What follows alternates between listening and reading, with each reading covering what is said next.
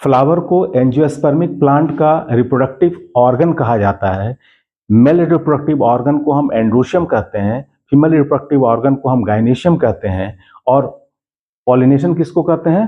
Transfer of pollen grain from anther to stigma same species in nature is called pollination. Pollination तीन तरीके का होता है। एक को कहते हैं ऑटोगेमी, दूसरे को कहते हैं गिटेनोगेमी और तीसरे को कहते हैं जेनोगेमी। जो गिटेनोगेमी है या जेनोगेमी है, ये दोनों कैसा है?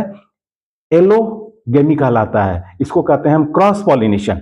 लेकिन वहीं पर जो ऑटोगेमी है, इसको कहते हैं हम सेल्फ पॉलिनेशन।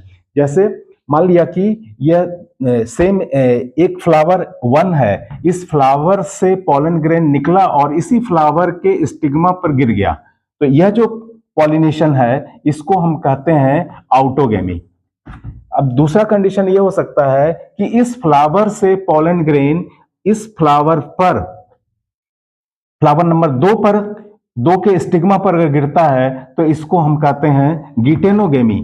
तो देखिए यह क्या है? 2 फ्लावर के बीच में हो रहा है, तो it is A type of cross pollination. और एक तीसरा कंडीशन यह हो सकता है कि फ्लावर 2 से पॉलन ग्रेन निकला और दूसरे प्लांट के फ्लावर के स्टिग्मा पर गिरता है, तो इस तरह का जो पॉलिनेशन होता है इसको हम कहते हैं जेनोगेमी। तो जेनोगेमी और गिटेनोगेमी दोनों क्या है? क्रॉस पॉलिनेशन है, जबकि ऑटोगेमी क्या है? सेल्फ पॉलिनेशन है।